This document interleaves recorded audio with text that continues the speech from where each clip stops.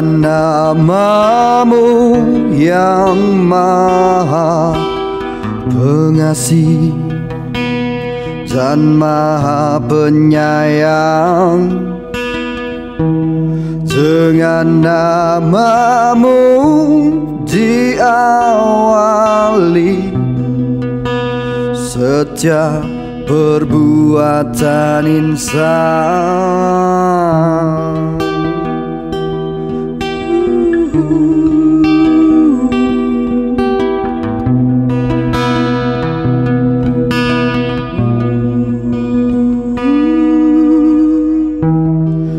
Dengan namamu berawal setiap kekhalifahan insan, dengan namamu yang maha pengasih dan maha penyayang.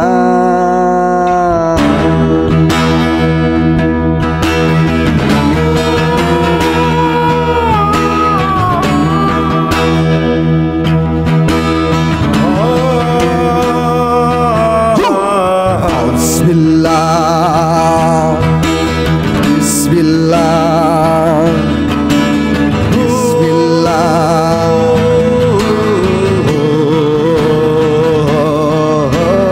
Bismillah, Bismillah,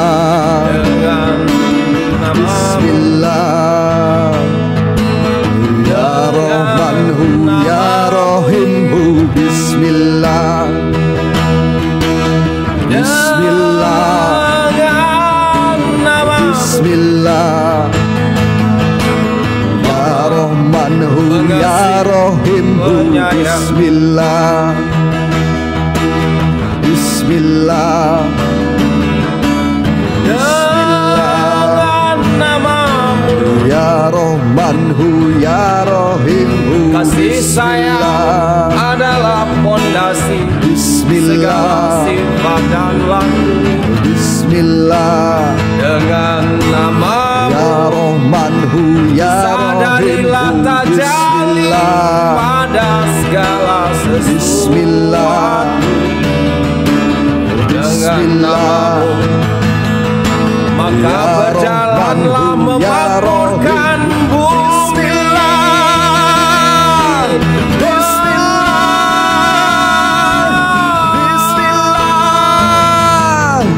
Ya Rahmanhu Ya Rahimhu, Bismillah, Bismillah, namamu, Bismillah, Ya Rahmanhu Ya Rahimhu, Bismillah, Allahu, Bismillah, Allahu, Bismillah, Allahu, Ya Rahmanhu Ya Rahimhu,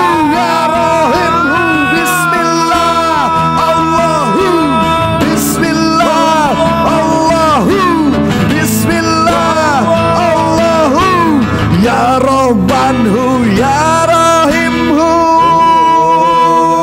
Namamu berjalan kekhalifahan, dengan namamu berperan setiap insan, dengan namamu berjalan sifat dan laku, dengan namamu, nama yang bukan sekedar nama, maka kenalilah sang pemilik nama.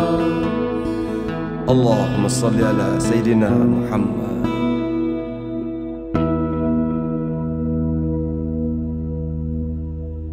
Dalam karya seni ada getaran yang bukan hanya sekedar indah, tapi juga menghidupkan jiwa. Seni adalah jalan sunyi menuju kesadaran, tempat rasa dan makna bertemu. Assalamualaikum warahmatullahi wabarakatuh. Waalaikumsalam warahmatullahi wabarakatuh. kurang semangat, kita coba lagi. Yang jawabnya semangat, insya Allah sukses dunia akhirat ya. Assalamualaikum warahmatullahi wabarakatuh. Waalaikumsalam warahmatullahi wabarakatuh. Luar biasa hari ini pemirsa, tentunya kita akan kembali hadir dalam podcast Bintang berinformasi terbaru dan juga malam edisi ke-18. Di mana hari ini kita akan membahas isu-isu terkini yang juga tentunya menarik perhatian kita semua. Di mana tema kali ini cukup mulai bergeser saat ini di anak muda khususnya. Tema kita hari ini kita angkat adalah seni pertunjukan dan kesadaran spiritual. Nah, spiritual ini adalah bagian dari jiwa kita dan diri kita. Bagaimana kemudian kita memasifkan kembali bahwa dalam diri kita ini harusnya satu gitu, mulai dari spiritualitas dan banyak hal lain sebagainya gitu. Dan hari ini kita tentu tidak sendiri, kita menghadirkan sosok narasumber yang sangat luar biasa yang akan bersama kita menggali dan memberikan informasi terbaru soal bagaimana keadaan, kesadaran, kesenian dan juga spiritual yang ada di Nusa Tenggara Barat. Kita sapa dulu terlebih dahulu Bapak Lalu Marta Dinata yang merupakan budayawan sekaligus founder dari Embun Pagi. Selamat datang, Pak. Embun Jiwa. Embun ya? Jiwa, sorry.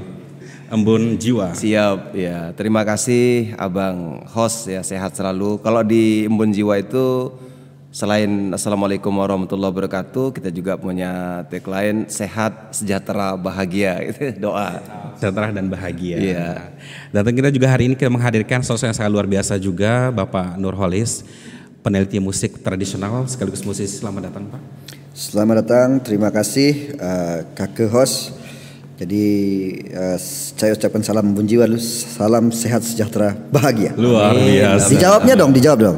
Sehat sejahtera bahagia juga. Sejahtera dan bahagia. Terima kasih. Nanti bisa kita bahas apa itu salam itu. Iya. Berarti semuanya punya makna begitu ya. Betul. Namun sebelum Sekali. kita menuju ke diskusi yang lebih lanjut, kita mau tanya dulu. Tadi kita sudah sempat mempersembahkan lagu terbaik. Itu boleh diceritakan apa muatan dari lagu tersebut? Oke, nanti kami bergiliran ya, saling mengisi ya. Beliau memang master di bidang musik etnik dan musik ritual bahkan. Saya sedang belajar juga sama beliau gitu.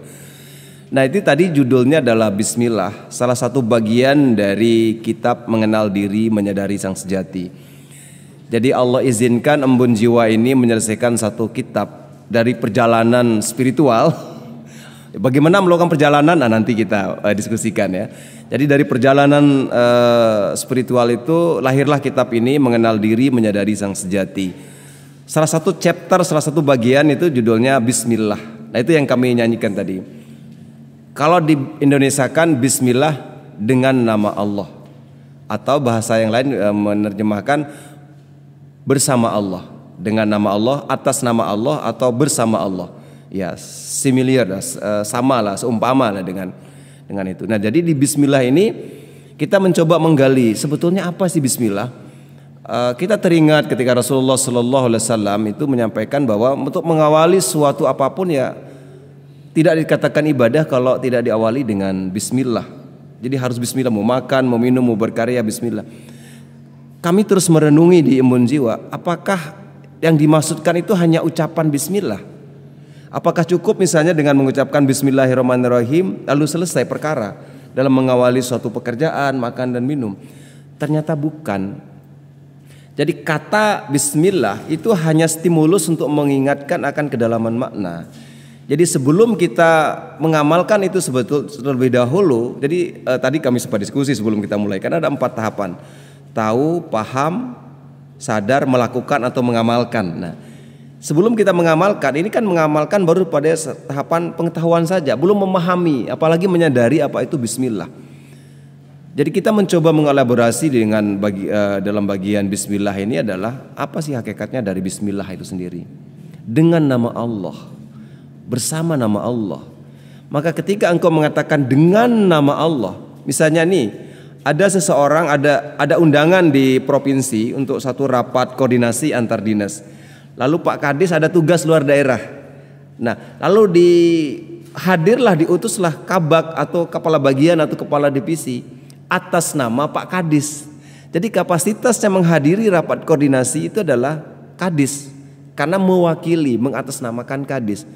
Bismillah dengan nama Allah, maka sebetulnya kapasitasnya adalah mewakili peranan Allah di muka bumi untuk memakmurkan bumi dengan tugas masing-masing. Nah, kalau mewakili nama Allah, bagaimana kita merespon atau melakukan suatu pekerjaan itu. Berani enggak kita menyimpang?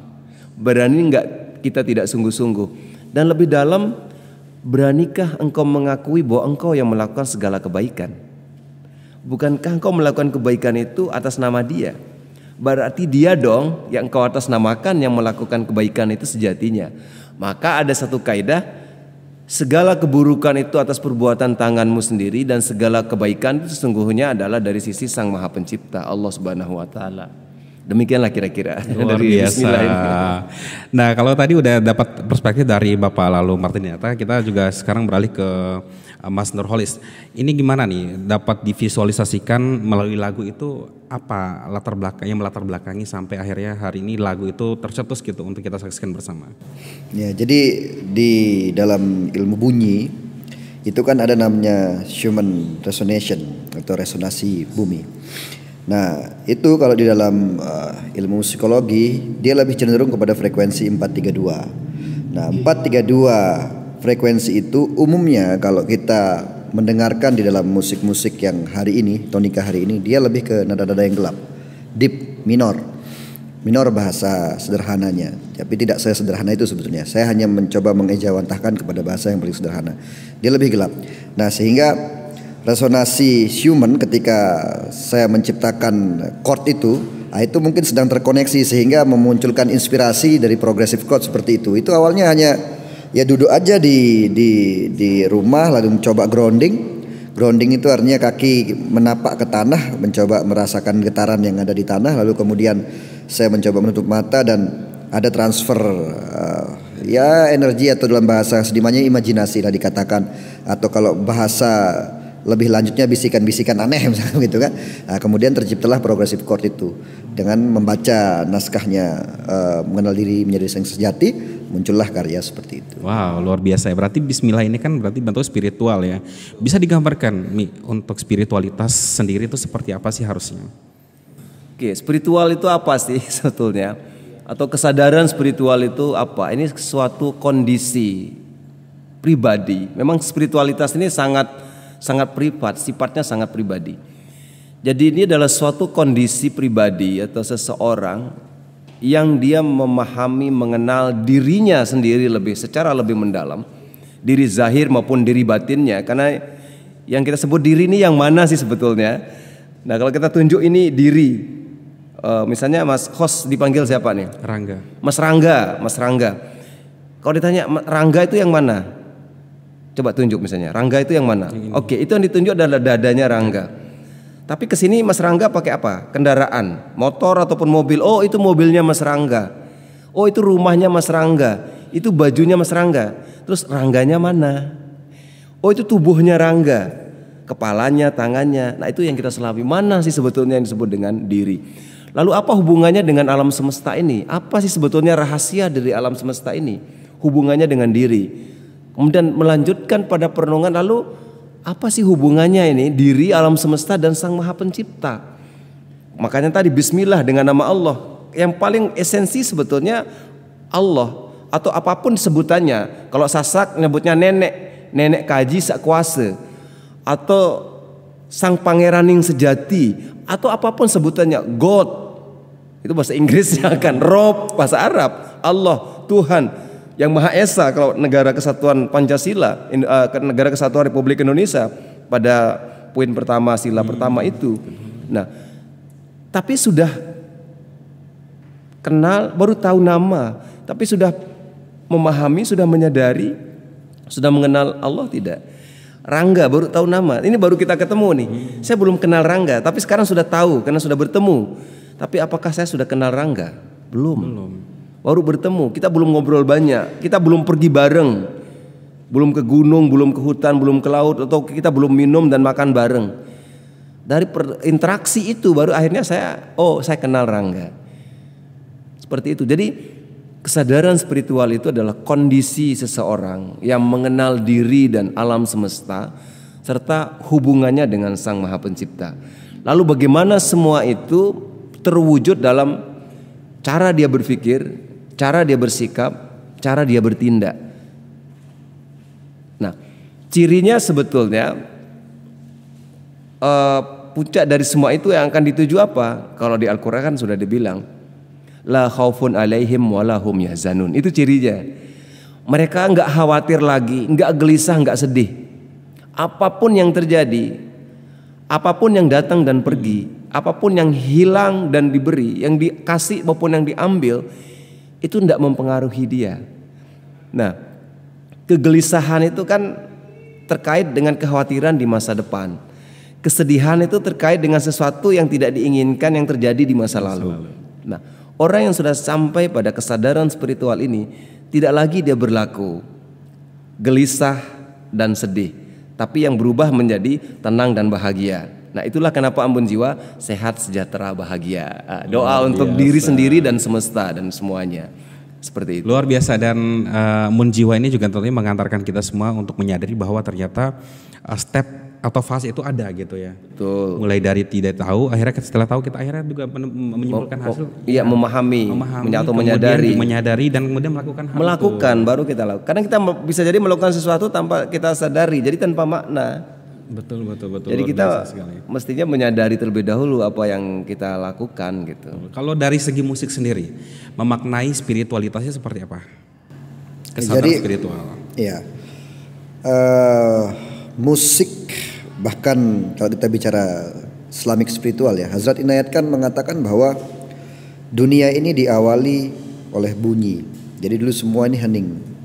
Muncullah satu bunyi pertama, kun katanya. Terjadilah ledakan yang disebut dengan Big Bang. Lalu kemudian di tengah kehidupan terjadi kekacauan, muncullah bunyi pertama, Iqra katanya, di dalam gua Hira. Itu bunyi juga. Jadi sebelum Quran menjadi mushaf itu kumpulan bunyi semua sebetulnya itu. Lalu kemudian setelah itu, karena kehidupan diawali dengan bunyi, ditengahi dengan bunyi, maka akan diakhiri oleh bunyi. Kita punya malaikat musisi namanya Israfil. Dia akan bermain musik di akhir zaman dengan pertunjukan yang disiapkan sepanjang waktu. Kitalah penontonnya besok. Trompet. Senimannya namanya Israfil. Boleh disebut malaikat. Eventnya namanya kiamat. Persiapan eventnya sepanjang waktu. Jadi karena kehidupan diawali dengan bunyi, ditengahi dengan bunyi, maka akan diakhiri dengan bunyi. Jadi sebegitu kuat dunia musik itu dengan Islam sebetulnya, atau dengan dunia spiritual. Berarti kolerasinya sangat dekat gitu ya. Bagaimana kemudian banyak juga pernyataan atau mungkin stigma atau stereotip orang-orang di luar sana bahwa musik itu tanda kutip haram gitu. Bagaimana menanggapi hal itu? Mungkin kalau buat perumpamaan nanti kan pasti dilengkapi oleh musik. Contohnya gini, ada satu momen di mana beliau memainkan musik gitar saat itu solo, lalu saya membacakan bagian-bagian puisi. Pada titik tertentu saya udah nggak kedengaran lagi musiknya. Lalu dalam rasa, dalam nikmat menyampaikan cahaya, apa yang kita serap tadi, ada ngomong soal vibrasi. Jadi kalau bahasa ekstrimnya, ya musik ini bisa menjadi tangga cahaya untuk sampai pada Sang Maha Pencipta. Ya tergantung bagaimana memaknai musik. Ya musik apapun, mau rock sekalipun, ketika orang sadar dengan musiknya, jadi sebetulnya segala sesuatu di alam semesta ini tidak ada yang tidak diciptakan oleh Tuhan. Benar nggak? Ada nggak sesuatu yang tidak diciptakan oleh Tuhan? Ya kalau orang yang beriman pasti nggak ada. Pasti segala sesuatu diciptakan oleh Tuhan. Nah, kenapa Allah izinkan nenek kaji sak kuasa ini mengizinkan adanya musik? Pasti ada pesan di dalamnya. Dan ketika kita mampu menyangkap vibrasi, karena musik ini ada bermain pada frekuensi tertentu. Tadi menyebut angka-angka ya, modulasinya. Lalu frekuensi itu juga membawa energi. Nah, yang membawanya ini vibrasi, getaran. Dan vibrasi itu juga ditangkap oleh diri kita. Dan itu bisa mengantarkan kita untuk mengenal Sang Maha Pencipta. Bukanlah hanya lagi mengenal, tapi juga merasakan. Nanti ini pertanyaan yang bisa kita sebagai pertanyaan-pertanyaan yang akan menggelitik kita untuk ngobrol lebih jauh misalnya. Ketika bersahadat, asyhadu alla ilaha illallah, itu bahasa Arab. Bahasa Indonesianya aku bersaksi tiada Tuhan selain Allah. Pertanyaan nakalnya, kapan kau menyaksikan? Kapan kau menyaksikan Allah? Padahal kau berkata aku bersaksi. Lalu kapan kau menyaksikan? Nah, jadi itulah kenapa orang gampang sebetulnya dia sujud, ruku dan sujud. Dia menyembah Allah, tapi baru pada tataran menyembah nama, belum menyembah yang punya nama. Saya kenal Rangga atau siapa misalnya di sini yang disebutkan namanya seseorang pegawai misalnya, sebut salah seorang pegawai misalnya. Dedi misalnya. Kalau itu udah saya kenal, yang belum saya kenal siapa misalnya, sebut satu nama. Rabiwang misalnya. Rabiwang. Oke, saya tahu namanya Rabiwang sekarang, tapi saya belum ketemu orangnya. Biarpun saya berpapasan nanti di parkir atau di mana, saya nggak tahu kalau itu Rabiwang. Karena saya belum pernah berkenalan, belum pernah saya menyaksikan Rabiwang. Meskipun mungkin mata saya menyaksikan Rabiwang nih sekarang, tapi saya belum pernah bertemu dia. Di antara sini siapa tahu ada namanya Rabiwang kan, tapi saya belum dikenalkan, atau saya belum mengenalkan diri, atau saya karena tidak paham, tidak menyadari, nggak kenal sama Rabiwang. Saya menyaksikan Rabiwang, tapi saya nggak tahu Rabiwang. Tapi saya sok bilang, oh saya beriman kepada Rabiwang. Iman itu kan percaya. Saya percaya ada Rabiwang di ruangan ini. Tapi kepercayaan saya gombal. Kenapa? Saya nggak pernah ketemu, nggak pernah menyaksikan. Saya beriman kepada Allah, tapi gombal, kok nggak pernah menyaksikan. Nah, menyaksikan Allah bukan seperti kita menyaksikan makhluk dengan mata kepala, tapi dengan mata hati, dengan ruhani, dengan kesadaran. Apa Allah bilang dalam Al-Quran? Aku lebih dekat daripada urat nadi di leher. Coba, kalau kita pegang urat nadi leher dekat banget kan? Tapi kita kok nggak pernah merasakan Allah ya? Kemanapun kau hadapkan wajahmu, di sana ada wajahku. Tapi kok nggak pernah kita memandang Allah ya? Allah meliputi segala sesuatu. Berarti tidak ada sesuatu yang tidak diliputi oleh Allah. Seluruh ruang dan waktu diisi oleh Allah. Tapi kok kita tidak pernah menyaksikan Allah karena belum kenal tadi. Itulah kira-kira. Luar biasa. Saya selalu excited kalau berbicara soal hal-hal yang logik sebenarnya. Alhamdulillah. Nah, ini coba kita beralih ke Mas Kolis sendiri. Oke. Menanggapi stereotip atau tanggapan-tanggapan masyarakat di luar sana mengenai musik hari ini, bahwa banyak juga informasi yang disampaikan dalam musik itu juga tidak terdeliver dengan hal-hal yang baik misalnya. Bagaimana dari kacamata Mas Kolis? Tadi terkait musik haram ya. Jadi kita menghormati pertama pendapat kawan-kawan yang punya mazhab mungkin berkaitan dengan itu. Hanya saja kalau kita berbicara berkaitan musik yang haram dan dia absolut seluruh musik itu haram, maka tidak ada azan, Pak. Tidak ada orang membaca ayat pendek saat sholat. Kemudian tidak ada orang melakukan MTQ mungkin. Karena semua itu aktivitas bernyanyi. Tidak ada satu unsur musik, tidak ada satu unsur yang dapat mengatakan azan itu bukan bernyanyi. Ritmenya ada. Misalkan innallaha wa malaikatahu tat tat tat tat tat tat tat tat tat tat, itu kan ritmenya ada, melodinya ada, skalanya ada, liriknya ada. Kalau bukan bernyanyi, aktivitas apa itu? Azan misalkan bilang. Oh iya benar itu azan, tapi azan itu masuk dalam nyanyian.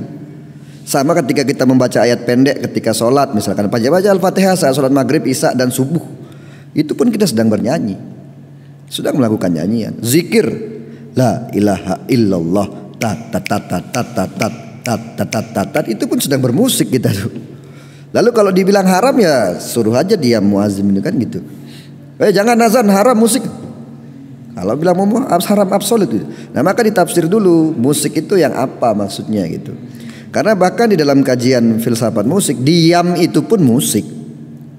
Nah itu sudah repot lagi kita bicara kalau diam itu adalah musik. Lah ya karena tanpa diam tidak ada musik. Artinya ketika kita menoreh sesuatu yang hitam tanpa ada warna putih, tidak kelihatan hitam tuh. Menoreh sesuatu yang putih tanpa hitam, tak akan ada tuh putih. Jadi tanpa ada diam, misalkan ini saya nih. Ketika saya taruh diam, maka dia berubah musiknya nih. Saya hilangkan diamnya, dia akan kembali berbunyi terus. Jadi tanpa ada diam tidak akan ada komposisi. Gitu. Lalu kemudian Al-Quran itu sendiri pun itulah kumpulan hukum tanda baca bunyi. Jadi hukum tanda baca bunyi kalau dalam musik itu disebut dengan partitur. Partitur itulah hukum tanda baca bunyi. Membaca partitur diterjemahkan ke dalam bunyi. Jadi kalau dalam bahasa musik, ini saya bicara bahasa musik ya, Quran itu bisa dikatakan kumpulan partitur. Misal di dalam membaca Al-Quran ada disebut dengan makom, ada hijaz, ada bayati, ada raj dan lain sebagainya. Nah, contoh kita ambil hijaz. Hijaz skala di dalam membaca Al-Quran atau makom dalam membaca Al-Quran dengan teknik menggunakan hijaz. Hijaz dalam ilmu musik barat, bahasa musik barat disebut dengan skala Phrygian scale. Di bahasa Timur Tengahnya dibilang hijaz, makom hijaz. Jadi kalau kita bicara saya mau main Phrygian scale haram, saya mau main makom Hijaz halal, kan itu lucu ya. Bagaimana? Bayati misalkan, Bayati di dalam ilmu musik musik barat, karena kita bicara standar bahasa musik barat, dalam ilmu musik barat dikatakan diatonik minor. Bismillahirrahmanirrahim, alhamdulillahirabbil alamin, arrahmanirrahim, itu kan Bayati itu. Dan itu diatonik minor itu dalam skala bahasa musik barat. Jadi ibarat kata saya ingin menggunakan diatonik, menadakan kata-kata haram. Saya ingin menggunakan makom Bayati, membaca Al-Quran halal. Kan bagaimana? Sama saja sebenarnya. Podcast bintang berivo terbaru dan cemerlang, itu kan saya sedang bernyanyi sebetulnya. Misalkan kita harapkan dia misalkan halal, dia kan paradigma bagaimana itu lucu. Oke. Berarti tergantung klasifikasinya berarti ya. Iya. Kalau ada klasifikasi ini, apa upaya yang memang sedang sering digencarkan bahwa mematahkan stigma itu di masyarakat? Apa upaya yang memang sudah pernah dilakukan atau memang pernah nemuin kasus tersebut? Sangat banyak. Bagaimana Sangat reaksinya? banyak. Bahkan saya pernah diminta di satu ruang di pondok pesantren di KKI Taibah namanya. Jadi ada satu kelompok pemuda mendapatkan hibah angklung di tengah kelompok masyarakat yang dalam tanda kutip kita hormati juga perspektifnya mengharamkan musik, lalu kemudian itu disuruh dibuang. Akhirnya saya diundang untuk berdiskusi di situ, ya saya sampaikan dengan hal seperti itu. Pada akhirnya kemudian ya alhamdulillah tidak semuanya mungkin bisa sependapat karena diversity itu pasti terjadi, perbedaan-perbedaan keragaman pandangan itu pasti terjadi. Tapi sebagian pun tidak juga melulu keras, pada akhirnya dia bisa menerima bahwa ini aktivitas bermain bunyi. Bermain bunyi itu bukan bermain-main dengan bunyi. Nah, mungkin yang dimasukkan keharaman musik adalah bermain-main dengan bunyi. Jadi bermain. Jadi begini, musik ini adalah satu senjata yang luar biasa. Dia satu-satunya seni yang kalau bahasa spiritualnya bersifat gaib. Karena dia tidak terlihat tapi dirasakan. Siapa bisa pegang nada? Tidak bisa dipegang, tidak bisa digenggam. Tapi kita bisa merasakan itu. Dan dia tidak bisa ditolak musik itu. Maka dia punya sifat hipnotik, dia punya sifat edik, dia punya sifat dogmatik. Musik itu punya sifat segalanya. Sehingga kekhawatiran-khawatiran itu dia menjadi pisau bermata dua kemudian. Jadi musik yang kita tidak bisa mainkan, maka kita yang dimainkan oleh musik. Jadi tapi pada hal prinsipnya itu berlaku pada semua bidang. Sesuatu yang bisa kita kendalikan maka dia baik. Sesuatu yang tidak bisa kita kendalikan dan dia mengendalikan kita buruk, apapun itu. Apapun itu. Mau hal yang berornamen kanan sampai kiri, depan sampai belakang, sama saja. Kalau kita tidak bisa mengendalikan dia dan dia mengendalikan kita, maka buruklah itu, apapun. Dan sebaliknya, kalau kita mampu mengendalikan dia dan dia 100% kita kendalikan, apapun itu dia baik.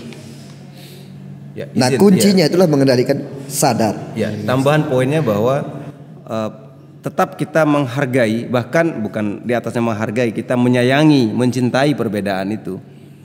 Ya, atas izin Allah juga dia berbeda dengan pandangannya, betul, tidak apa-apa. Betul. Yang nggak boleh adalah kita saling menyakiti karena perbedaan. Oke, kita hormati perbedaannya, mungkin mengharamkan musik dan ya kita nikmati yang memang senang bermusik seperti yang kami alami, yang kami lakukan dan kami rasakan. Misalnya bermusik ini membahagiakan kami dan ternyata bisa membahagiakan orang yang mendengarkan juga. Dan kita juga ngobrol menyampaikan ini, terkadang kami menyampaikan mengenal diri, menyadari sang sejati ini dengan diskusi gitu ya, tanpa musik. Itu biasa juga dilakukan. Tapi yang benar-benar membahagiakan itu ketika kami menyampaikan ini melalui dengan aransemen musik ini, kami bernyanyi, kalaupun nanti diselingi misalnya dengan ngobrol seperti ini, tapi tetap yang paling membahagiakan itu adalah ketika proses yang seperti tadi gitu loh. Nah tapi yang berbeda ini pun tetap bagian dari makhluk Sang Maha Pencipta yang juga kita hormati, yang kita sayangi. Tetap dengan pendiriannya juga nggak apa-apa, tapi yang perlu kita jaga adalah saling menghormati, saling menyayangi, dan kita cegah untuk saling menyakiti dari sesuatu yang berbeda, apapun itu. Berbeda pandangan tentang suatu hal musik atau apapun, ya boleh aja berbeda. Keberagaman ini gitu kita hormati, kita sayangi, kita rawat. Baik, yang paling pasti perbedaan adalah sebuah keniscayaan. Jadi yang paling penting tidak saling menyakiti. Ini kita coba ulik lagi soal kondisi saat ini nih. Bagaimana kondisi kesenian dan kebudayaan di Nusa Tenggara Barat? Boleh dimulai dari Mami sendiri, nanti dilanjutkan sama Mas Holis. Ya, alhamdulillah ya, dalam bulan Oktober ini setidaknya saya menonton 2 pementasan teater di Taman Budaya.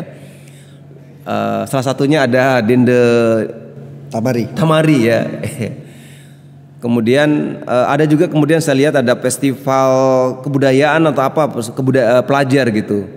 Jadi sudah mulai tumbuh. Beberapa waktu yang lalu kami bermain ciloka di Sesile ya. Di Sesile itu juga ada komunitas-komunitas ciloka.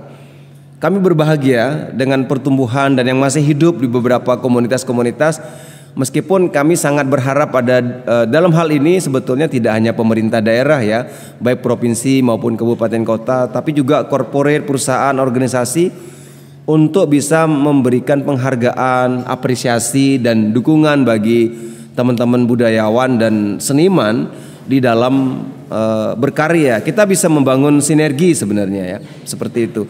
Sudah tumbuh, namun ini tetap butuh support untuk semakin bagus pertumbuhannya. Dan cita-cita Embun Jiwa ini bagaimana agar seniman dan budayaan bisa sehat, sejahtera, bahagia gitu. Dan bahagia ya. Kenapa demikian? Nah, ini Kakak Holis akan cerita gitu.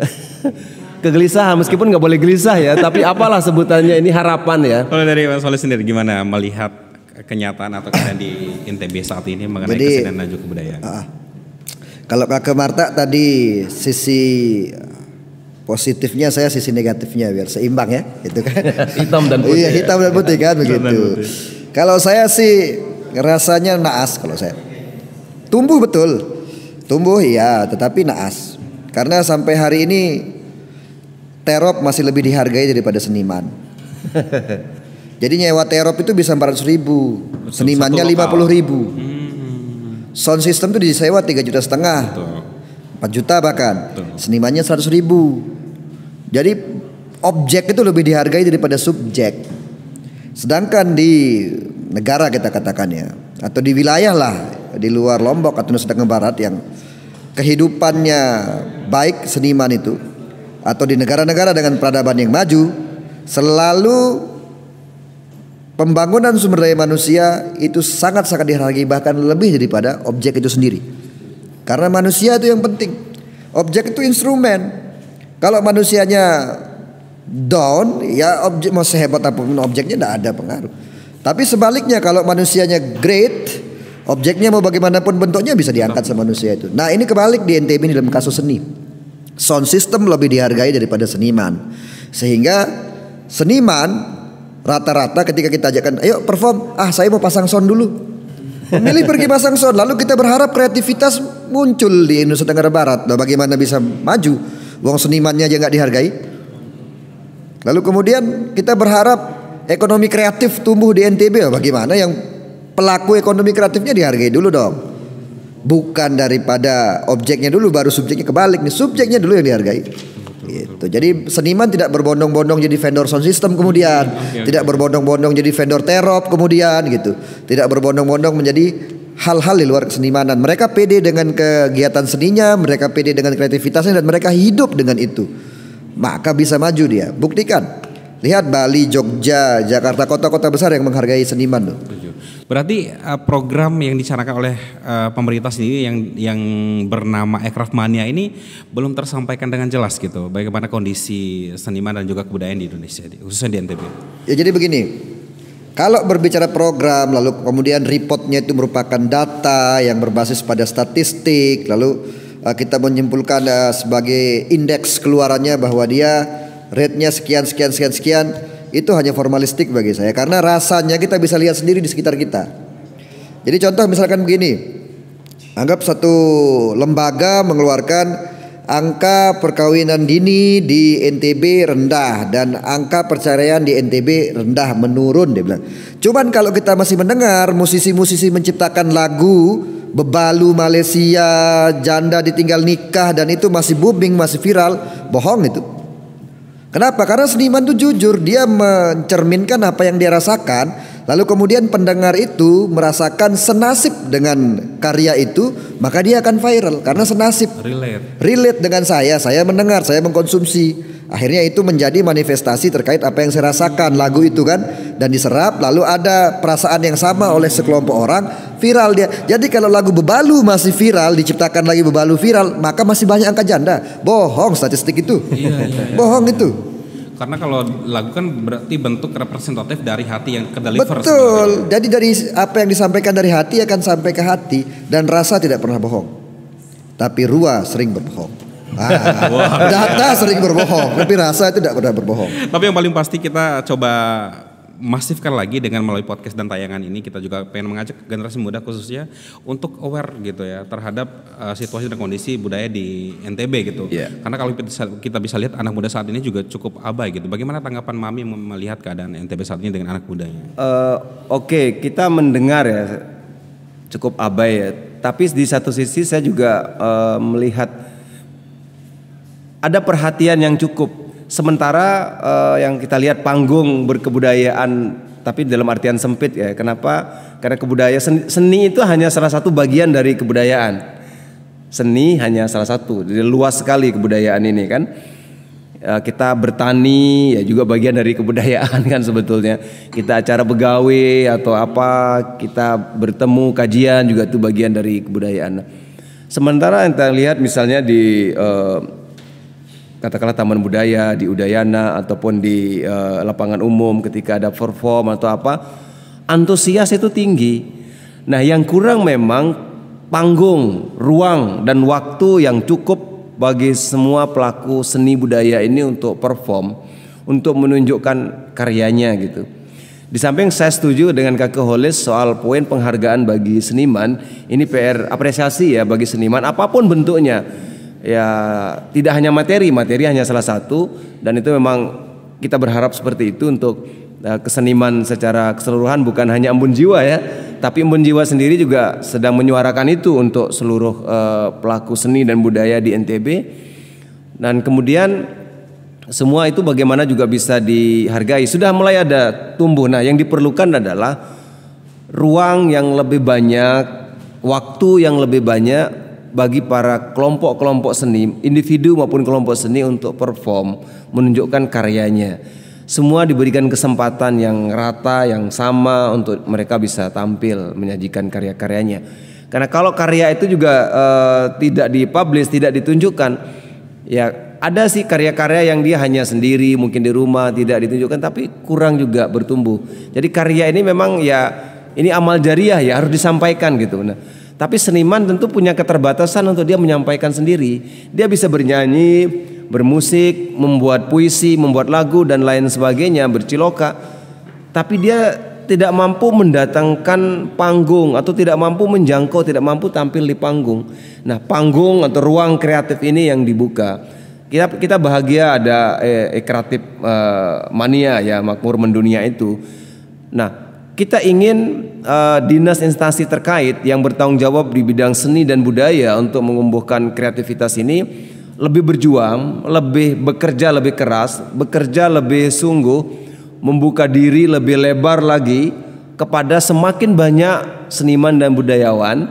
Tidak hanya membangun komunikasi dengan satu dua atau sebagian seniman atau komunitas tertentu saja, tapi membuka diri kepada semua warga, seluruh rakyat Nusa Tenggara Barat ini dibuka diri ruang untuk komunikasi, mempublish, mengundang, mengajak untuk bisa berkarya bersama agar ini bisa semarak gitu. Oke, artinya di sini berarti ruangnya masih cukup sempit. Iya, masih terbatas sekali. Yang benar-benar memaksa kita untuk berteknologi. Iya. Tapi di sisi lain keterbukaan kesempatan itu masih sangat sempit gitu. Iya. Kalau dari Mas Holis sendiri melihat keadaan ini, apakah ini juga bentuk dari salah satu turunnya kesadaran anak muda? Salah satu alasannya karena memang ruang itu tidak diberi kesempatan yang lebih luas oleh orang. Salah satunya betul, itu termasuk. Tetapi jangan lupa lagi bahwa kembali saya katakan apresiasi kepada seniman ini bukan hal yang sederhana, itu berdampak luas, termasuk salah satu penurunan minat. Karena misalkan bapaknya dalang nih, bapaknya dalang, lalu dengan kondisi apresiasi seniman hari ini, logik enggak bapaknya suruh anaknya kamu besok jadi dalang aja ya? Kalau bisa kamu jangan jadi dalang, nak lihat bapakmu ini gitu.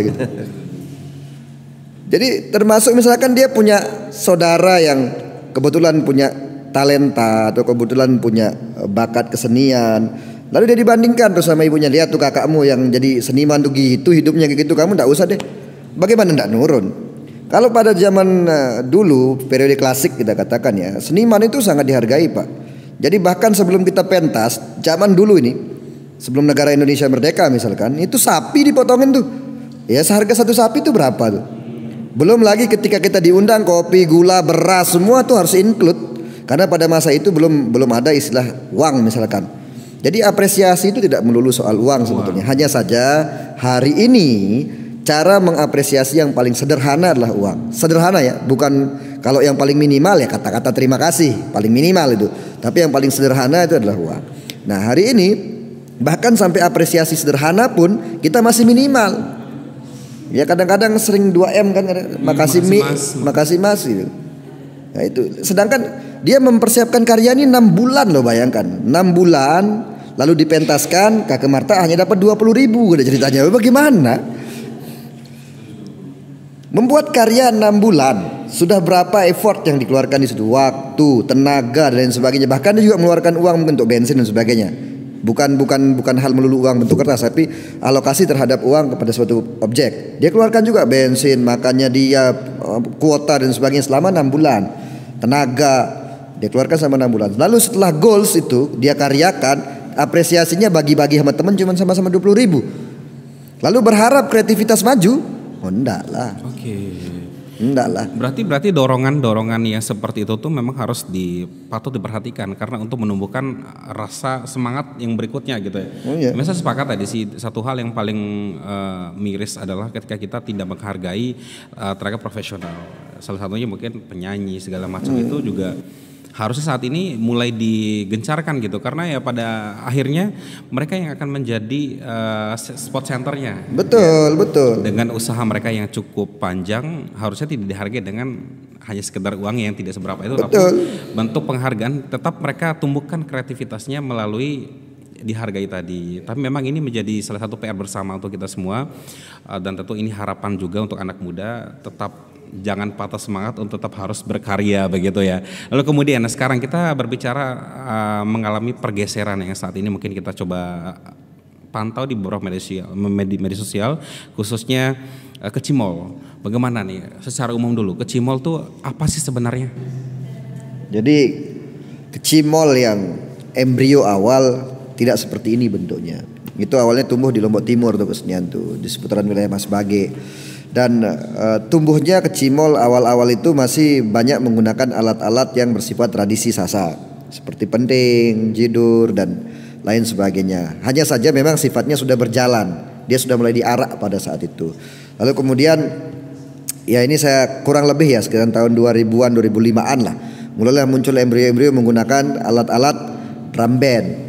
Ya termasuk ya bass drum, snare, floor dan sebagainya. Lalu ditambah dengan beberapa instrumen combo seperti gitar, keyboard dan lain sebagainya. Jadilah dia orkes berjalan untuk mengiringi satu kegiatan tradisi yang disebut dengan nyongkolan. Nah, kemudian hari, apalagi akhir-akhir ini sudah mulai marak kita lihat perilaku-perilaku porno aksi di situ. Contohnya adalah erotisme yang dijual oleh perempuan. Nah, ya bisa kita katakan ini mungkin bentuk komodifikasi wanita di situ. Hanya saja kalau kita pandang secara penyimpangan norma sosial, ya dia menyimpang karena kita punya standarisasi norma di masyarakat khususnya di NTB atau di Sasak sendiri. Dalam etika kebudayaan kita ada standarisasi norma di situ. Bahwa wanita ini loh batas norma-normanya. Pria ini loh batas norma-normanya. Nah, ketika norma-norma ini dilanggar, maka akan memunculkan gejolak. Pasti, karena tidak sesuai norma standar yang disepakati bersama. Hanya saja pertanyaan yang menjadi lucunya adalah, kalau ini adalah sesuatu penyimpangan yang tidak disukai, lalu kenapa dia selalu ramai, tetap berkumpul? Di mana ada kecimol, di situ orang ramai. Apa kira-kira? Walaupun pulang-pulangnya nanti dia ngomen juga di Facebook ini jelek, ini bubarkan saja. Tapi kalau dia pentas ke Cimol, ya nongkrong juga mereka di situ. Nongkrong juga. Apa yang melandasi hal tersebut? Ini mungkin agak deep saya berbicara ya, agak sedikit dalam. Jadi kan manusia itu punya beberapa kebutuhan dasar. Pengetahuan itu adalah kebutuhan tingkat lanjut, walaupun itu termasuk kebutuhan dasar, tapi itu kebutuhan tingkat lanjut yang bagi orang-orang tertentu yang memang butuh haus tentang pengetahuan. Lalu kebutuhan mendasar yang paling utama adalah persoalan perut secara biologis. Lalu persoalan bawah perut. Nah, semua manusia normal punya kebutuhan itu. Cuman kadang-kadang kan seksologi atau yang berbau dengan seksualitas di kita budaya timur bahkan khususnya itu masih tabu. Sehingga kadang-kadang dia akan marah-marah sendiri tapi dia senang-senang sendiri juga sebetulnya. Dia senang melihat, tapi setelah dia pulang mungkin dia gengsi karena ini berbau pornografi, dia marah gitu kan. Padahal kalau di tempat pertunjukan dia paling depan begini kan. Itu yang terjadi seperti itu. Lalu kemudian dibenturkan lagi dengan nilai-nilai keagamaan dan segala macam. Ya memang bisa dia berbenturan karena dibenturkan. Nah, tetapi perlu diingat bahwa kecimol juga menghidupi sangat banyak dapur-dapur keluarga bagi para pelakunya. Itu juga ekonomi kreatif. Dan barang itu saya yakin sekelas kementerian pun tidak bisa buat kecimol. Tidak bisa buat kecimol. Itu proses fase evolusi musik yang panjang. Dari awal dia muncul sampai sekarang itu sudah ribuan miliar atau bahkan triliunan dana dari dana abadi kebudayaan digelontorkan untuk aktivitas-aktivitas kebudayaan, pun tidak ada hasil yang sebesar kecimol. Di NTB deh, sudah berapa penerima hibah dana abadi kebudayaan untuk melakukan aktivitas kebudayaan yang rencananya akan membuat pertumbuhan kebudayaan. Bisa tidak dia buat produk sekelas kecimol? Tidak bisa. Ini kan sesuatu kreativitas organik yang muncul secara kolektif ini. Ini tidak mudah muncul barang ini gitu. Jadi kalau kita langsung mensuntik mati dia, itu sangat-sangat rugi besar bangsa Sasak bagi saya. Iya. Karena itu salah satu evolusi musik kita gitu. Berarti transformasinya itu dari awal dikenalkan sebagai identitas, tapi semakin di sini mengalami pergeseran cukup signifikan gitu. Sehingga banyak juga yang akhirnya juga ngecam juga tidak sedikit nih warga masyarakat yang juga ternyata memandang kecimol ini udah mulai mengalami pergeseran sangat besar. Salah satu kita contoh ada tarian anco-anco itu bagaimana? Iya, hal yang lain ya selain tadi Kakak Holis menyampaikan itu, yang perlu dilakukan juga bagi kita ya para pelaku seni adalah refleksi internal, refleksi ke dalam. Tapi sebelum itu saya bahagia mendengar bahwa koordinator kecimol ada 200-an itu beliau anggotanya itu berkomitmen untuk mengevaluasi hal-hal yang menjadi kegelisahan masyarakat. Tentu itu berita yang bagus juga. Tapi mesti seimbang juga, jangan juga langsung ingin membubarkan gitu ya teman-teman di kecimol ini. Tapi seperti harapan teman-teman di kecimol, beliau itu teman-teman itu butuh dibina, dan kita setuju pada tataran itu, bukan dibinasakan ya, tapi dibina mereka. Nah, secara internal di teman-teman juga kita sendiri perlu melakukan introspeksi juga gitu. Berkesenian ini puncak performa itu bisa kita lakukan ketika kita bahagia kan. Meskipun ada juga orang yang menyanyikan lagu sedih, misalnya ada siapa tuh lagu-lagunya tentang kesedihan gitu ya. Ya relate dengan orang yang sedang sedih misalnya, memang itu yang dia butuhkan. Tapi orang yang berkesenian sendiri ya syaratnya mesti berbahagia. Kalau lagi gelisah bagaimana mau membuat komposisi lagu, apalagi melahirkan inspirasi gitu ya. Meskipun sebetulnya inspirasi itu adalah anugerah dari Sang Maha Pencipta. Cahaya yang dipancarkan yang disebut inspirasi itu adalah cahaya dari Sang Semesta yang bisa ditangkap oleh diri kita gitu, seperti itu. Tapi ketika kegalauan itu tidak bisa ditangkap gitu. Nah, karena syarat tadi untuk kita bisa berperform secara maksimal adalah bahagia, maka hal berikutnya adalah agar kebahagiaan ini juga berkelanjutan, kita perlu juga berikhtiar untuk memastikan agar orang yang mendengarkan, yang menyaksikan pertunjukan kita ini juga bahagia gitu. Ya kalau kita perform lalu menyinggung banyak orang, menyakiti banyak orang, ya ini mungkin sudah bertentangan dengan tujuan kita perform ini untuk membahagiakan. Ya kita bernyanyi, berpuisi, ini kan untuk menyampaikan cahaya misalnya. Harapannya agar orang yang menyimak juga menangkap rasa, bisa bahagia. Tadi kita diskusi di luaran dialog ini, rasa itu tidak bisa diceritakan sebetulnya. Rasa itu kalau ada ngomong soal rasa itu begini. Misalnya kalau ada di orang ditanya bagaimana rasanya kopi, oh kopi itu rasanya begini-begini. Jadi kalau ada orang menjelaskan rasa kopi, maka dipastikan itu dusta. Gak bisa kita menceritakan rasa. Kita harus mengalami baru memahami rasa. Orang nanya gimana rasa durian, oh durian itu manis, wah gula juga manis, gimana bedanya? Jadi untuk menjelaskan rasa kopi, rasa durian ataupun rasa berkesenian ini ya harus dilakukan seperti itu. Berarti posisinya tidak absolut ya.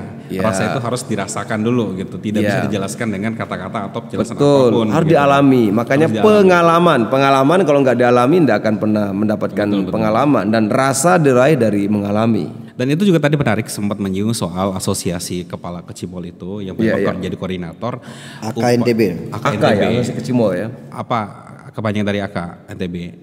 Asosiasi Kecimol NTB kalau salah. Wah, luar biasa. Berarti itu satu pintu jadinya. Ketika ada satu persoalan atau isu-isu yang memang yang terlibat di Kecimol ini, koordinatornya yang bakal bagus juga teman-teman gitu. Artinya sudah berorganisasi, kan lebih mudah untuk menyampaikan harapan dan keinginan teman-teman. Pemerintah atau para pihak juga lebih mudah untuk berkomunikasi kalau ada organisasinya. Betul. Jadi terorganisir dengan baik juga. Lebih bagus ya. Saya sangat optimis bahwa akan jauh lebih baik Kecimol ini ke depan, baik bagi pelakunya sendiri maupun bagi masyarakat. Ya sama-sama lah. Sama-sama. Sebenarnya kalau bisa dilihat itu kan juga bentuk hiburan masyarakat juga yang memang masih digencarkan saat ini, dan kita juga sebagai orang yang bukan orang Sasak aja tuh menikmati pertunjukan seperti itu. Cuma memang akhir-akhir ini juga memang dimainkan juga nih di media sosial, sehingga banyak sekali menuai banyak respon dari masyarakat gitu. Ada yang setuju dengan hal itu, ada yang tidak juga. Sebetulnya bukan hanya sekarang munculnya, di masa kampanye pilkada kemarin juga sempat muncul ini. Ya, dan sebelumnya juga ya jaraknya sekali setahun lah muncul ini sudah yang ketiga atau keempat kali ya menghangat kembali. Ya, ini suatu indikasi bahwa memang ya semua kita, terutama pelaku seni juga, kita tidak hanya mengharapkan dari pemerintah tentu saja, tapi kita sendiri secara internal, teman-teman Kecimol maupun pelaku seni budaya secara umum, ya kita harus berjuang, kita harus berbenah juga memperbaiki sesuatu di internal kita yang itu mungkin membuat sebagian dari masyarakat kita tidak nyaman. Ya kita harus mendengar itu gitu. Dan saya harus appreciate bahwa gak semua orang tuh bisa bertahan dengan kondisi saat ini gitu ya. Ditambah tidak didukung oleh pemerintah atau pihak-pihak lain gitu. Apa sih yang mendasari sampai akhirnya karya seni dan juga pertunjukan ini tetap harus dipertahankan? Kalau bisa dirawat, apa alasan tertentu? Agar kita bisa berikhtiar untuk terus membuat kebahagiaan. Kalau orang bahagia bekerja, itu pekerjaannya pasti akan lebih berdaya guna. Hasilnya pasti akan baik. Orang yang mengerjakan sesuatu dengan hati yang bahagia, pasti hasilnya akan lebih baik. Dan berkesenian itu adalah untuk men-trigger kebahagiaan itu. Orang bisa bahagia dengan banyak cara ya. Dan berkesenian adalah salah satu yang powerful tadi untuk men-trigger kebahagiaan. Terlebih misalnya kesenian-kesenian yang harapannya itu adalah menjadi cahaya yang bisa menerangi. Meskipun semua kesenian ya seperti itu sih sebenarnya. Kalau dari Mas Khalid sendiri melihat kondisi saat ini kan ada kemungkinan sedikit sekali gitu untuk banyak yang bertahan dengan kondisi saat ini. Tapi nyatanya Mas Khalid sekarang masih tetap gencarkan memasifkan kondisi bahwa pertunjukan itu tidak boleh mati gitu. Ya, jadi kalau saya sih ya memang pertama tentunya harus cinta ya. Walaupun tertatih-tatih ya harus cinta dulu gitu. Karena kalau enggak gitu mungkin nggak ada alasan untuk bertahan lagi yang lainnya. Kalau kita berbicara di Lombok mau hidup dari seni kayaknya sulit. Tapi saya dulu pernah di luar dan hidup dari seni, bisa gitu. Hidup dan bahkan penghasilannya pun lebih daripada yang kita bayangkan. Karena dihargai. Bahkan mohon maaf, saya buat musik 1 menit di luar 1 juta biayanya. Dan tidak ada yang protes. Di sini 500.000 2 jam aja protes. Wow, mahalnya. Nah, mau mengharap hidup di seni bagaimana? Jadi kemudian seperti Kakak Barta bilang, kalau kita kerjakan sesuatu dengan bahagia maka hasilnya bagus. Ini seniman di sini ngerjakan karya itu sambil mikir istrinya di rumah, cepetan pulang kamu mau saya pukul deh. Agak beda. Iya. Hasilnya pun beda pasti. Iya. Jadi dia sedang buat musik misalnya, tung tang, ayo kamu main gini dalam kepalanya, minyak goreng ini gas. Bagaimana hasilnya? Lalu kemudian kita mau berharap hasil produk kreatif NTB mau bersaing dengan Bali, dengan Jawa, mimpi dulu bagi saya itu. Mimpi sebelum senimannya diapresiasi, dihargai, mimpi di siang bolong. Oke, sejauh ini upaya yang dilakukan pernah nggak berdiskusi dengan pihak pemerintah mengenai hal ini? Mungkin pernah ya, tetapi kan itu harus dilalui dengan kesadaran kolektif dari setiap stakeholder. Jadi tidak bisa hanya satu saja lalu yang lain tidak mengaminkan, itu sama saja. Ya percuma bagi saya, bagi kenyataan ya, bukan bagi saya itu. Kenyataannya akan percuma. Jadi Kalau memang kita punya semangat yang sama saya bicara tentang stakeholder pemerintahan ya. Di dalam pemerintahan Provinsi NTB untuk makmur mendunia dalam segi ekonomi kreatif atau dari segi kreativitas, produktivitas generasinya, maka hargai manusianya. Hargai manusianya. Sehingga jangan selalu berpandangan bahwa sesuatu yang bersifat fisik, bersifat objek itu lebih diutamakan daripada pembangunan sumber daya manusia. Itu harus poin, dan itu harus disepakati bersama. Harus disepakati bersama. Jangan cuma satu stakeholder aja. Ruang-ruang tertentu mempertemukan orang-orang yang memang stakeholder untuk membahas soal ini. Gitu. Betul. Karena bagaimanapun budaya Sasak atau mungkin soal spiritual tetap harus digencarkan. Yeah. Oh ya, itu yang membedakan kita dengan AI soalnya. Iya. Jadi seni itu tidak akan pernah tergantikan oleh AI. Percaya sama saya. Selama AI belum memiliki kesadaran subjektif. Kalau AI sudah punya kesadaran subjektif, tidak hanya seni yang musnah, manusia pun musnah itu. Meskipun dia sudah bisa mengaransemen lagu ya, tetapi ada hal yang berbeda. Tetap berbeda. Ya. Jadi ketika kita misalkan gini, dulu ketika kamera pertama ditemukan, orang langsung berasumsi bahwa seni rupa pelukis akan tergantikan oleh foto. Tapi tetap hasil lensa jepretan dengan hasil tangan yang melukis di kanvas itu selalu beda hasilnya. Sama dengan musik. Jadi robot yang memainkan musik itu pun berdasarkan prompt, perintah dari manusia. Buat dong begini gini gini. Oke, dibuatkan oleh musik. Lalu ketika dipentaskan oleh si robot, 5 kali dia pentaskan akan sama bentuknya, seperti kita memutar MP3 di handphone, karena itu bersifat robotik atau bersifat digital. Kalau dia live, yang paling pertama beda adalah temponya. Saya main Bismillah ini besok suruh main beda nih, pasti. Tidak akan pernah sama temponya. Ada yang kadang-kadang kita main 115 temponya, ada yang 120 tiba-tiba, atau besok misalkan lagi sakit gigi 90 dia temponya, begitulah. Lalu ekspresi emosi lain yang mendukung hal itu manusia. Nah, sisi-sisi manusiawi itu berkaitan dengan rasa. Nah, itulah yang tidak dimiliki oleh artificial intelligence karena dia tidak memiliki kesadaran subjektif.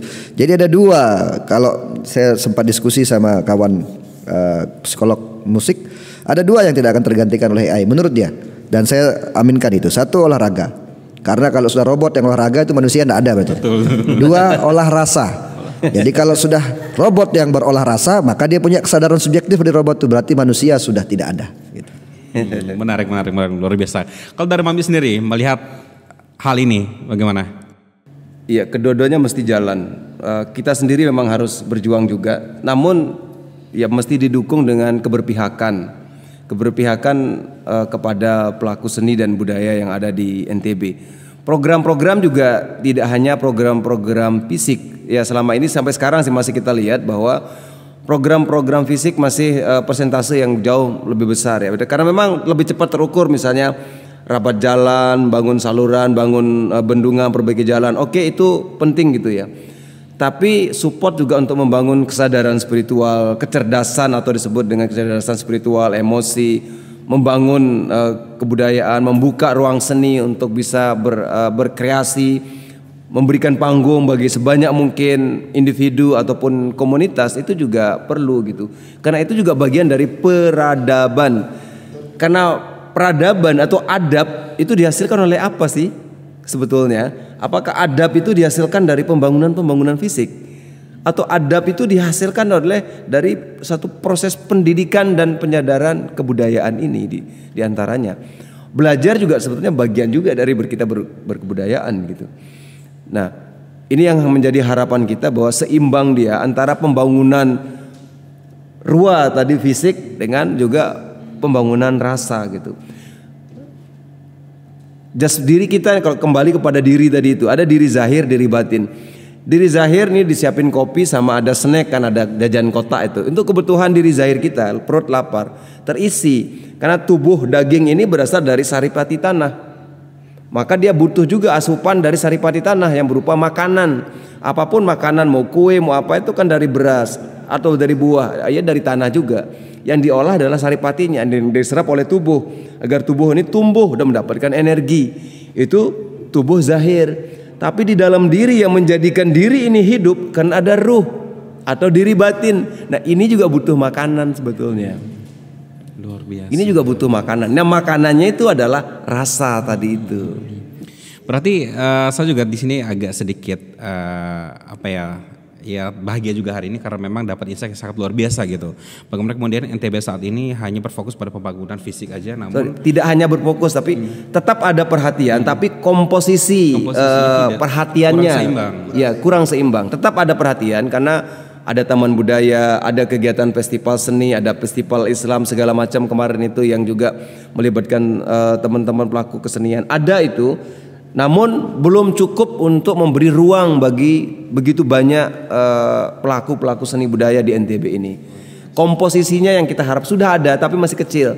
Nah, ini harapannya kita diperbesar. Ada keseimbangan antara pembangunan zahir dan pembangunan batin, antara pembangunan fisik dan pembangunan spiritual mental. Betul, karena saya percaya juga di setiap daerah atau dimanapun itu yang paling pertama di highlight itu bukan soal pembangunan, tapi soal orang-orangnya. Bagaimana menghargai keberadaan orang lain, sekitar segala macam, itu juga salah satu bentuk identitas kita tunjukkan ke orang lain seperti itu. Singkat saja Mami, closing statement dan juga harapan untuk NTB hari ini. Silakan. Buka diri,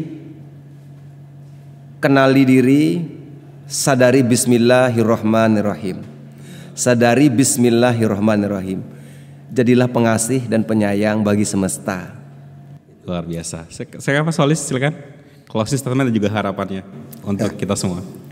Kalau saya jangan pernah meremehkan kekuatan seni, dan jangan lupa bahwa orang-orang yang sakit jiwa, gila hari ini itu karena kegagalan ekspresi. Jadi orang yang gagal berekspresi itu gila, serius. Orang-orang stres tidak memiliki ruang ekspresi, dia akan gila, depresi dan gila. Kalau udah bisa bernyanyi berarti udah sembuh. Iya. Jadi orang-orang yang numpuk-numpuk di selagalas itu karena kegagalan ekspresi.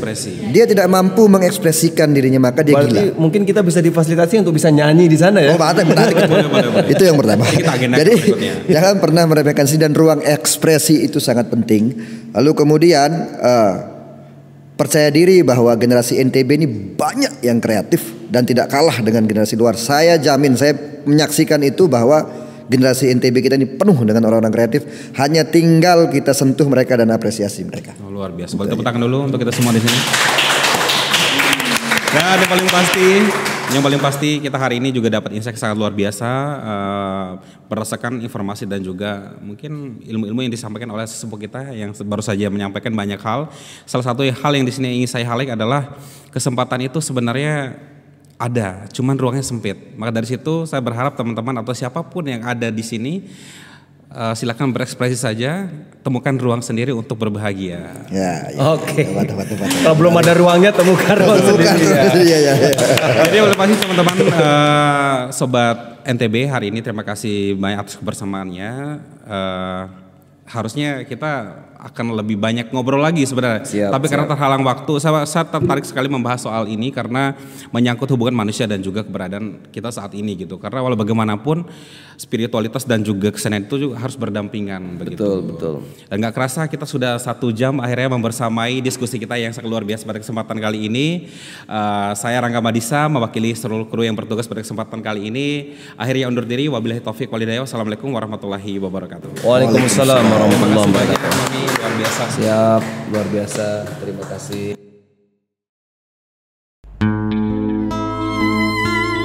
Berbagi cerita, berbagi cahaya.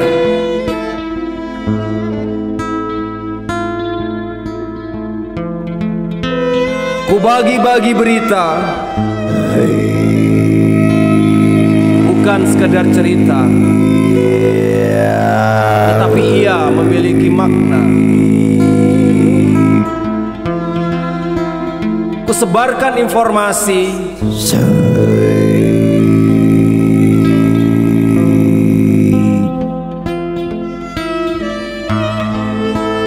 bisakah kau menangkap rasa? Bukan deretan kata-kata, potongan-potongan gambar, tapi pesan yang aku kirimkan yang menjadikan cahaya pada pikiran dan hatimu.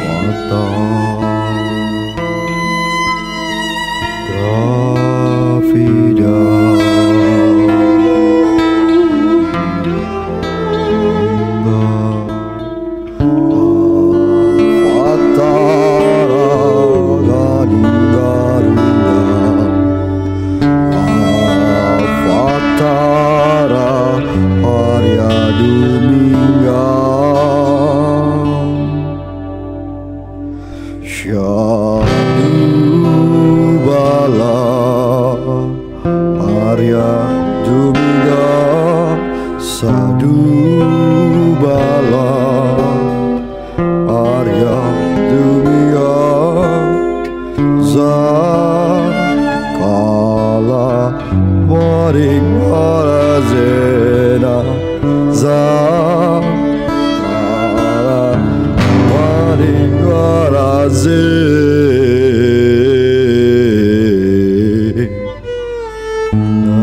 Manusia adalah gerbang Sang Maha Pencipta. Ia pengendali makro dan mikro kosmos, menyeimbangkan jagat besar dan jagat kecil, pencipta bagi harmoni.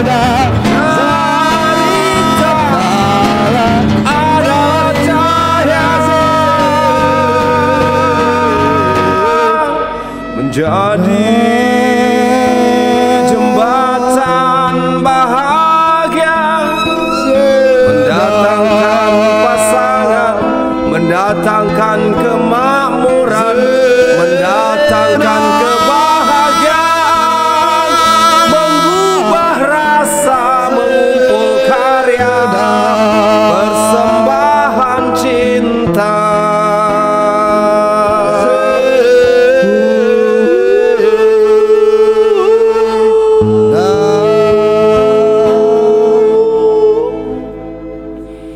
Allahumma salli ala Sayyidina Muhammad. Oke.